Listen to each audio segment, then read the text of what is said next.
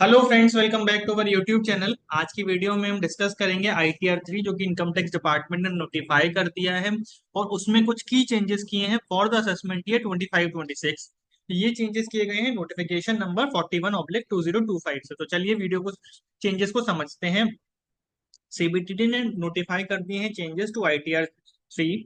उसने capital gains को split कर दिया है डेट वाइज, क्योंकि इस साल बजट में अमेंडमेंट आया था तक कि 23 जुलाई से पहले अगर आपने कुछ कैपिटल एसेट्स बेचे हैं तो उनका अलग ट्रीटमेंट, और उसके बाद सेल किए हैं तो उसका अलग ट्रीटमेंट है। तो buyback capital loss is allowed conditionally. हम ये समरी है, इसको सारे पॉइंट्स को आगे डिटेल में डिस्कस करेंगे। ₹1 करोड़ की थ्रेशोल्ड डिसाइड की है for assets and liability reporting, जो कि पहले 50 लाख होती थी। सेक्शन 44 BBC क्रूज बिजनेस का ये भी इंक्लूड कर दिया है।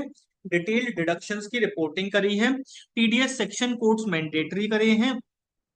ट्रांसपेरेंसी और कंप्लायंस को बढ़ा दिया है। कैपिटल गेन्स शेड्यूल क्या चेंजेस हैं? कैपिटल गेन्स शेड्यूल को स्प्लिट किया है बिफोर और आफ्टर 23 जुलाई 2024 में, क्योंकि यही डेट है जिस डेट को 23 जुलाई को बजट प्रेजेंट हुआ था और उसकी डेट से अमेंडमेंट आया था। Tax payer must segregate gains by this date allowed if dividend income is shown under income from other sources. Applicable post 1 October 2024। तो ये किसके लिए है? Capital loss on share buyback. तो कैपिटल लॉ बायबैक के भी कैपिटल गेन्स का treatment में चेंज कर दिया गया था, जो कि एप्लीकेबल हुआ था 1 अक्टूबर 2024 से। तो कहते हैं अलाउड है वो कैपिटल गेन जो शेयर बायबैक पे हुआ है, कैपिटल लॉस उसको अलाउ कर देंगे अगर आपने उसकी डिविडेंड इनकम को इनकम फ्रॉम अदर सोर्सेज में शो किया है।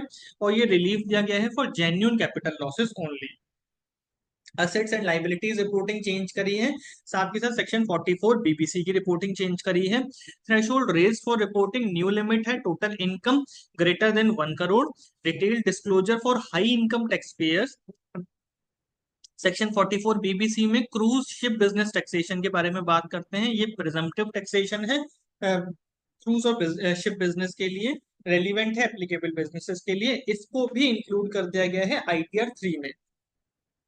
एनहांस डिडक्शन रिपोर्टिंग की है। TDS के कोड मैंडेटरी कर दिए हैं। Detailed information required for 80C 1013A etcetera. improved accuracy in claims, help in transparent deduction reporting. There is a new field for section code in schedule TDS। तो TDS का जो schedule होता है उसमें section code का एक नया field लाया है। इसमें एक्यूरेट मैपिंग की जाएगी TDS क्रेडिट की। इससे मिसमैच जो TDS क्रेडिट में होते हैं वो खत्म हो जाएंगे। Conclusion: taxpayer should understand these changes. So it will help you ensuring compliant filing of ITR 3 for the assessment year 25-26। अगर आपको कोई भी हेल्प चाहिए तो आप हमसे भी कांटेक्ट कर सकते हैं या किसी और प्रोफेशनल की हेल्प भी ले सकते हैं। You may subscribe to our YouTube channel @personal tax for such updates. You may like, share and comment your questions in the comment box. Stay informed on personal tax changes. Thank you very much.